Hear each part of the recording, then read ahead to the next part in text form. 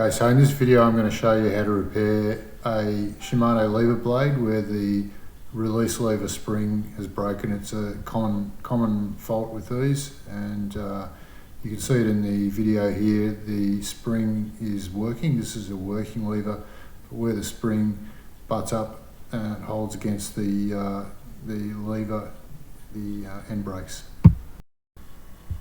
Okay, so to make this repair, you are going to need to make a tool, and you will be purchasing a 5mm steel tube, and you can get that off AliExpress or Temu pretty easily and cheaply.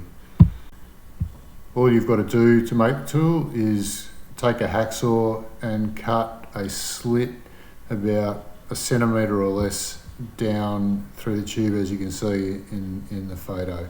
And what that will do is it'll make it a bit like, it works a little bit like one of those tools that you use to remove headset or bottom bracket bearings, where the slit allows the ends of the tube to spline, to splay outwards, and we'll use that to press the ends of the axle on which the lever mounts out of its axle, and I'll show you that in following pictures.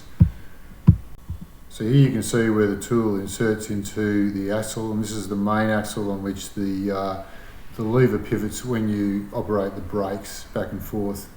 You need to remove this axle and the parts on it to access the release lever blade, which is where the spring is mounted on and which is broken. So to get to it, you're going to have to remove this axle, and you can see the tool, how it's been inserted here.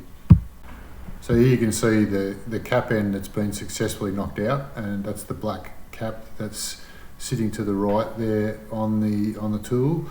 So the tool's been inserted behind it, really the same way as which you'd remove bearings in a headset or a bottom bracket.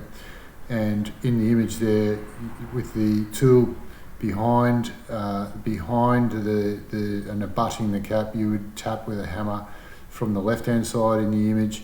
And I've used a nail punch there to splay the tool, so where it's been cut, you'd cut it with a hacksaw before, it's not going to splay naturally inside the lever. So by putting that tapered nail punch in, it's caused it to splay and butt up against the periphery of the cap end, and by tapping it from the left, it's then tapped the black cap out. There's 2 of those caps, one on each side, and you just do the same thing for each side, and you can see the right hand one there. So that's the lever with the caps knocked out, and forgive the dog there. So with those caps now knocked out, you can just now remove that sleeve, and the spiral spring assembly, it just pulls out. You'll need to unclip the spring. That's the spring that causes the brake lever to return to its forward position when you've applied the brakes on your bike. So you can remove that. You need to just get a pick or something and dislodge the spring, and it'll just pull out with those end caps that you've knocked out of the way. So with that assembly out of the way, which didn't need repair, what that will allow you to do is now pull the release lever, the return spring on which is broken, rearwards out of the lever. And the first thing to do is you'll need to remove the circlip on the front of that release lever axle, and you can just use a little fork as shown in the video to push it out. Be really careful to put your hand over that little circlip, because it will easily go flying. You'll never see it again. So this is the release lever that you can now remove rearwards from the lever assembly, and you can see the spring that returns the release lever there, and that's the offending item that's broken. And here you can see the spring once you've removed it from the lever assembly, and you can see where it's that's the spring on its own and the broken end.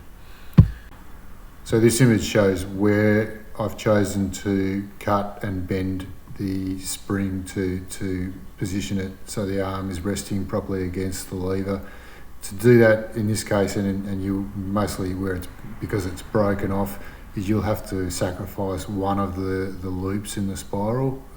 It doesn't seem to matter too much for the spring function, and you can see in where the red curves match up in both the left and right diagrams. You can hopefully get an idea of where to cut and where to bend the spring, but you can see that by offering it up to the lever and where it needs to rest against the side of the lever. You can work it out for yourself. So with the spring repaired, you can just reassemble it now, and reassembly is just the reverse of the disassembly process. It's pretty straightforward, and you can see the lever working nicely. Again, it's pretty straightforward repair once you've taken those steps.